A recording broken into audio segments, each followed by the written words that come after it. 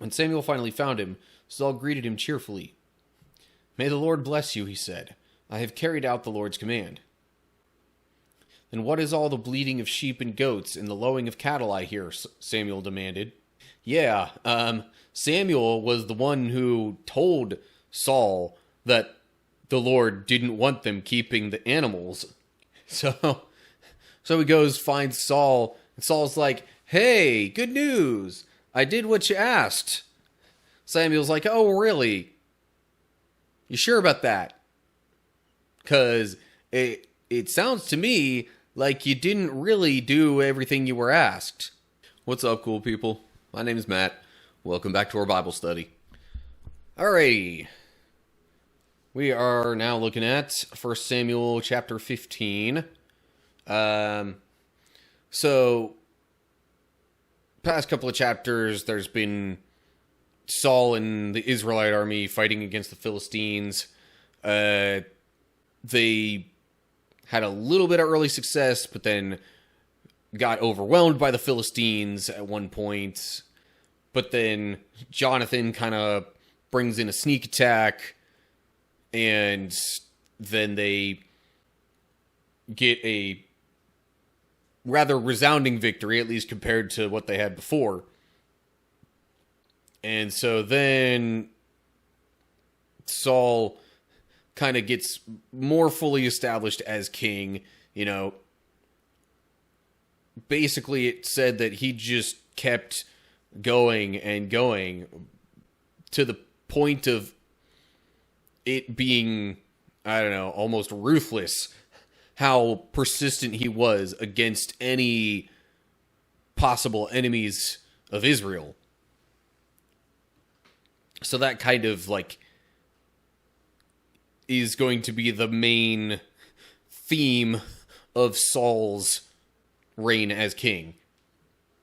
But let's actually read through this chapter here and see what else happens. So, here we go. 1 Samuel chapter 15. One day Samuel said to Saul, "It was the Lord who told me to anoint you as king of his people, Israel. Now listen to this message from the Lord. This is what the Lord of Heaven's armies has declared. I have decided to settle accounts with the nation of Amalek for opposing Israel when they came from Egypt. Now go and completely destroy the entire Amalekite nation. Men, women, children, babies, cattle, sheep, goats, camels, and donkeys." So Saul mobilized his army at Telaim. There were 200,000 soldiers from Israel and 10,000 men from Judah. Then Saul and his army went to a town of the Amalekites and lay in wait in the valley. Saul sent this warning to the Kenites: "Move away from where the Amalekites live, or you will die with them. For you showed kindness to all the people of Israel when they came up from Egypt." So the Kenites packed up and left. Then Saul slaughtered the Amalekites from Havilah all the way to Shur, east of Egypt. He captured Agag, the Amalekite king, but completely destroyed everyone else. Saul and his men spared Agag's life and kept the best of the sheep and goats, the cattle, the fat calves, and the lambs. Everything, in fact, that appealed to them. They destroyed only what was worthless or of poor quality. Okay, so Amalek was, if I remember right, that was one of the places where Moses wanted to try and lead the Israelites through to get to the promised land, but their king at the time said, "No, we don't trust you. We think you're going to attack us." So they wanted to just try and get the upper hand rather than get surprised by the Israelites. Or something to that effect. Or the Israelites might have just conceded and gone around them at that point. That would explain why they're still powerful enough to maybe be an issue at this point. I don't know. But, footnote there, destroy. refers to the complete consecration of things or people to the Lord, either by destroying them or by giving them as an offering. Either way, nothing was supposed to be kept by any of the Israelites. I mean, maybe some things could have been given to the priests and or to the Lord as, as an offering or as something that would have been of use in that regard. But nobody, certainly not like the soldiers or Saul or anybody like that, none of them were supposed to really keep any plunder from this fight with the Amalekites.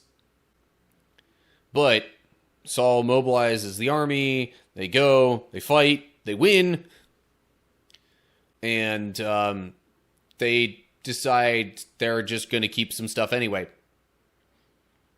Not a good idea, given what God told them not to do, and they're doing it. But anyway, it's just another not so great thing that Saul has done. Which at this point, it's approaching at least a handful of things. Like, he made that one offering he wasn't supposed to, or he tried to do it himself rather than wait for Samuel. He, made that brash oath that Jonathan wasn't there to hear.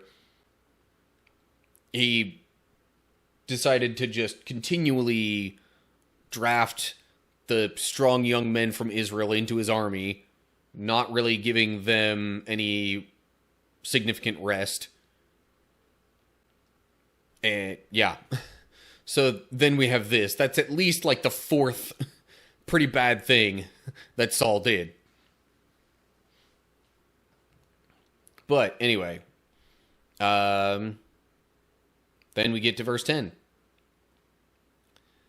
Then the Lord said to Samuel, I am sorry that I ever made Saul king, for he has not been loyal to me and has refused to obey my command. Samuel was so deeply moved when he heard this that he cried out to the Lord all night. Early the next morning, Samuel went to find Saul. Someone told him, Saul went to the town of Carmel to set up a monument to himself. Then he went on to Gilgal. When Samuel finally found him, Saul greeted him cheerfully. May the Lord bless you, he said. I have carried out the Lord's command. Then what is all the bleating of sheep and goats and the lowing of cattle I hear? Samuel demanded. Yeah, Samuel was the one who told Saul that the Lord didn't want them keeping the animals. So he goes, finds Saul, and Saul's like, hey, good news. I did what you asked. Samuel's like, oh, really? You sure about that?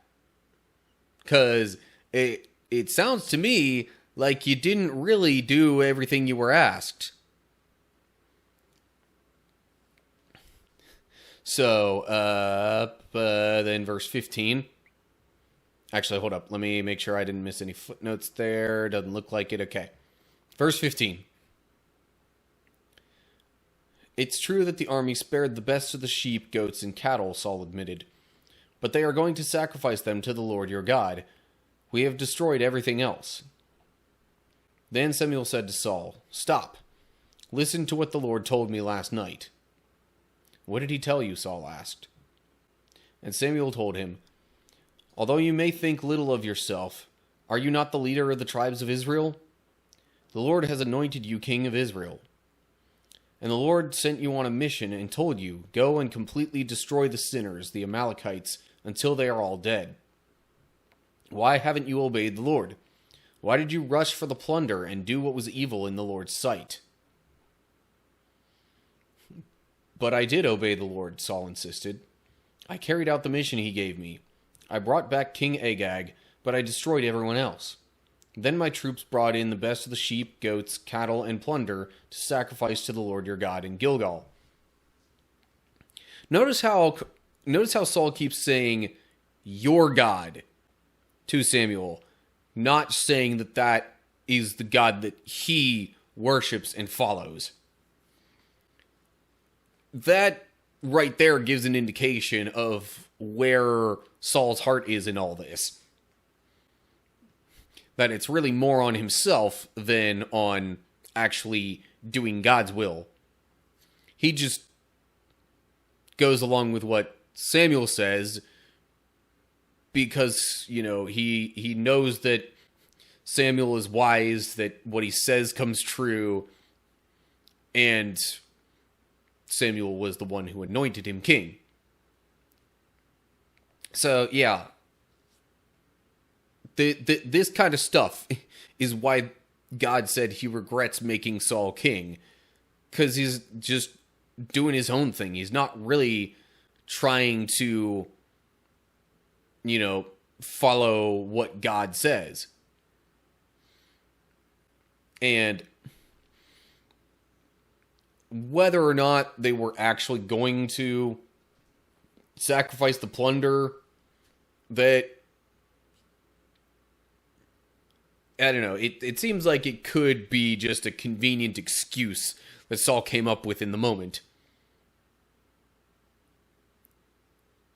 Also, there were no directions from God to specifically sacrifice the best for, doing the sacrifices, if there were any that were supposed to be done. Anyway, verse 22 then. But Samuel replied, "What is more pleasing to the Lord, your burnt offerings and sacrifices, or your obedience to his voice? Listen, obedience is better than sacrifice, and submission is better than offering the fat of rams. Rebellion is as sinful as witchcraft, and stubbornness as bad as worshipping idols. So because you have rejected the command of the Lord, he has rejected you as king." So this is where Samuel finally gets the full word to Saul that God doesn't really want him as king anymore. Although it was briefly mentioned before as well. In any case, this kind of stuff, this is why, just, broadening the lens, the scope a bit on what we're reading. This kind of stuff is why Jesus had issues with the Pharisees. This kind of stuff is why God later says through a different prophet that, their sacrifices were worthless. The fact that there were laws stating, if you do this, make this sacrifice, that wasn't supposed to be used as a cop-out or an excuse to do the things they weren't supposed to do. It was, it was meant to be an indication that, disobeying God was meaningful. It was significant. And it made whoever sinned, whoever disobeyed, it messed up their relationship with God. And in order to show their dedication to God still, they had to show that they were willing to give something up. Something that was at least some kind of significant to them.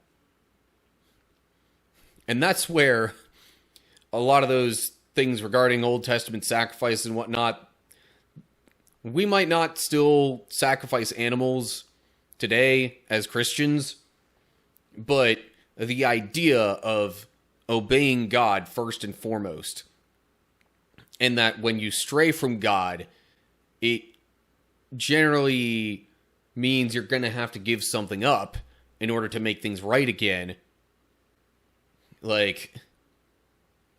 That still applies very much. Anyway. Okay. Let's move along here to verse 24. Then Saul admitted to Samuel, "Yes, I have sinned. I have disobeyed your instructions and the Lord's command, for I was afraid of the people and did what they demanded. But now please forgive my sin and come back with me so that I may worship the Lord." But Samuel replied, "I will not go back with you. Since you have rejected the Lord's command, he has rejected you as king of Israel." As Samuel turned to go, Saul tried to hold him back and tore the hem of his robe. And Samuel said to him, "The Lord has torn the kingdom of Israel from you today and has given it to someone else, one who is better than you. And he who is the glory of Israel will not lie, nor will he change his mind, for he is not human that he should change his mind."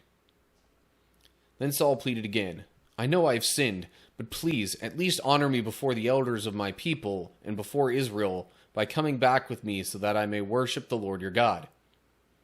So Samuel finally agreed and went back with him, and Saul worshipped the Lord.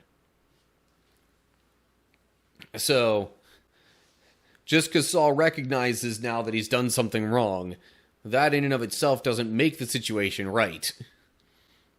And, you know, we're often encouraged to confess our sins to God and maybe even to others as a way of attempting to make things right and fixing our bad habits and all that.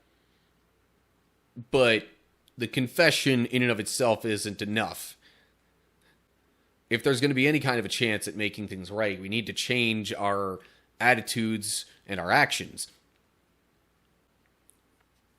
So, Samuel doesn't really want to go along with Saul. He doesn't want to, give him any kind of particular blessing at this point because, the Lord has rejected Saul. But I guess, after some further pleading from Saul, Samuel agrees to go back with him and I guess assist Saul in trying to worship the Lord or something like that. Maybe Samuel was going to help with, offering sacrifices and something else to that effect. I don't know. But I guess we'll see more on that in a little bit. Also, real quick, verse 29 here where it mentions he who is the glory of Israel. Note the capitalization there of glory. Probably in reference to God, aka the Lord. It's not like some other random thing that's just like, okay, wait, who is this that Samuel's talking about? No, it's God. Further indicated by saying he will not lie nor change his mind, for he's not human. So, yeah. Anyway.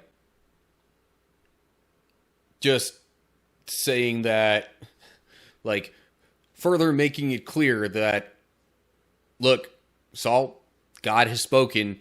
You're not his chosen king anymore. And because God has said it, that's not going to change. Anyway. Alright, after that exchange, then we get to verse 32 here. Then Samuel said, "Bring King Agag to me." Agag arrived full of hope, for he thought, "Surely the worst is over, and I have been spared." But Samuel said, "As your sword has killed the sons of many mothers, now your mother will be childless." And Samuel cut Agag to pieces before the Lord at Gilgal. Then Samuel went home to Ramah, and Saul returned to his house at Gibeah of Saul. Samuel never went to meet with Saul again, but he mourned constantly for him. And the Lord was sorry he had ever made Saul king of Israel. So, yeah. Agag was like, hey, you know what? I'm fine, right? They did all the killing. It's calmed down now. They're not going to kill me now, right? Heh, wrong-o.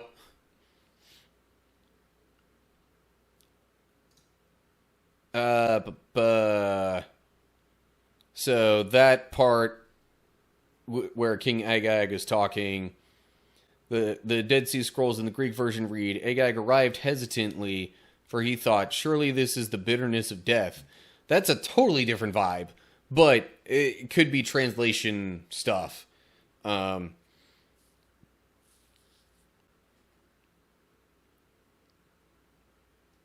This whole surely this is the bitterness of death, the similarity with him saying surely the worst is over, like that part sounds kind of similar because it's like I've already been through a bunch, but it makes him sound a little more hopeful at the end. But maybe that's just, I don't know, an English way of trying to look at different languages and translate them, and maybe it was the way that this part was worded was almost meant to say something similar because it was a like it can't get any worse than this sort of idea. Maybe, I don't know. In any case, they Samuel specifically kills King Agag, which Saul did not do. By the way, Samuel was the one to initiate that. Who knows if Saul would have actually killed him? And then they part ways, and Samuel's, kind of sad about the way that things turned out with Saul being king. Maybe even the fact that, Israel had a human king to begin with. But, yeah. All this stuff that's been happening the past few chapters just provides further evidence to Saul not being the most upstanding person, not the best example of a king. But anyway, that's all we really get in 1 Samuel 15. Alright, so Saul, once again, has disobeyed Samuel's orders, which came from the Lord. And because of his repeated failures, brashness, and just overall not doing things the way he should, he has now basically been rejected by God as Israel's king. So, I mean, in the immediate future, Saul's still going to be king, but I guess, now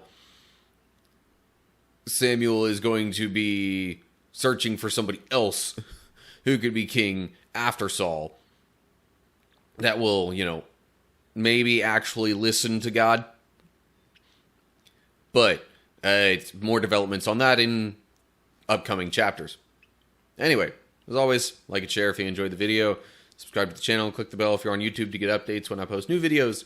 If you're seeing this anywhere else, give me a follow or whatever you need to do to keep up with stuff there. Look down in the description for info on social media pages and all that kind of stuff. And leave comments down below the video with any thoughts you have. So that'll do it for now. Hope you're all doing well. Hopefully I'll see you soon for another video. Whatever the case is, till next time, stay cool, people.